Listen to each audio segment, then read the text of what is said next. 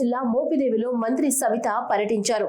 వార్పులోని MJP గురుకుల పాఠశాలలో ముస్తాబు ప్రారంభ కార్యక్రమంలో ఎమ్మెల్యే మండలి బుద్ధ ప్రసాద్ తో కలిసి మంత్రి సవిత పాల్గొన్నారు. వసతి గృహాల్లో నూతనంగా నిర్మించిన హ్యాండ్ వాష్ ఏరియాను మంత్రి ప్రారంభించారు. అనంతరం బీసీ వసతి గృహంలో ముస్తాబు కార్యక్రమంపై విద్యార్థులకు అవగాహన కల్పించారు. హాస్టల్ సిబ్బంది కూడా దృష్టి పెట్టాలని కోరారు. నాణ్యమైన విద్య, భోజనంతో పాటు మంచి ఆరోగ్యాన్ని పిల్లలకు ఇవ్వాలని సీఎం ఈ కార్యక్రమాన్ని ఏర్పాటు చేశారని మంత్రి సవిత అన్నారు. ఈరోజు రాష్ట్ర వ్యాప్తంగా మొన్నటి రోజునే ముస్తాబు అనే కార్యక్రమాన్ని ముఖ్యమంత్రి చంద్రబాబు నాయుడు గారి చేతుల మీదుగా ప్రారంభించాం. ఈరోజు అందులో భాగమైన ఈరోజు మోపిదేవి ఎంజేపీ స్కూల్లో ఈరోజు కార్యక్రమం మొదలుపెట్టాం.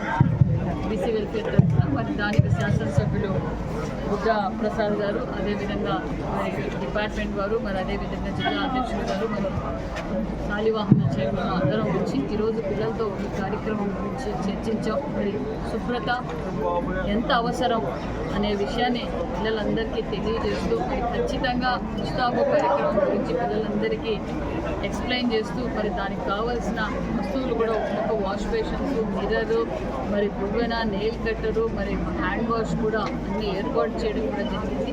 మరి ఖచ్చితంగా మీరు ఇవన్నీ ఫాలో కావాలి. అందుకు ఒక గ్రూప్ లీడర్ని పెట్టడం, మరి ప్రత్యేకంగా మరి స్టాఫ్ను కూడా దాని మీద కాన్సన్ట్రేట్ చేయవలసిందిగా కూడా ఆదేశాలు అందజేసాం. చాలా నిజంగానే ఎందుకంటే రాష్ట్రం ఒక పక్క నాణ్యతమైన విద్యతో పాటు, నాణ్యతమైన భోజనంతో పాటు, నాణ్యతమైన ఆరోగ్యాన్ని కూడా పిల్లలకి అంటే పిల్లలకు నేర్పాలనే ఉద్దేశంతోనే ముఖ్యమంత్రి గారు ఈ ప్రోగ్రాం ఏర్పాటు చేశారు. ఎందుకంటే ఇది చాలా నిత్యావసరం.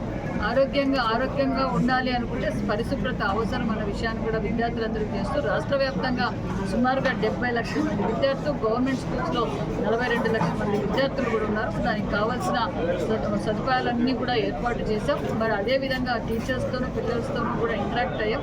మరి గతంలో ఎలా ఉంది బీసీ గురుకుల హాస్టల్స్ పరిస్థితి ఏంటో కూడా మనందరికీ తెలుసు. ఇప్పుడు బీసీ హాస్టల్స్ కావచ్చు, బీసీ గురుకుల పాఠశాలలు కావచ్చు, మరి వారి సమస్యలు అన్నీ ఒక్కొక్కటిగా పరిష్కారం చేసుకొస్తూ, అంతేకాకుండా మొన్నటి రోజున మెగా పేరెంట్స్ మీటింగ్ పెట్టాం, మళ్ళా యోగాంధ్ర పెట్టాం, మళ్ళీ ఒక పక్క మాస్క్ అసెంబ్లీ కూడా ఏర్పాటు చేసి నాణ్యతమైన విద్య, వారికి కావాల్సిన మరి కిట్ కావచ్చు, సర్వేపల్లి రాధాకృష్ణ గారి పేరు మీద ఒక కిట్ కూడా అందజేసాం.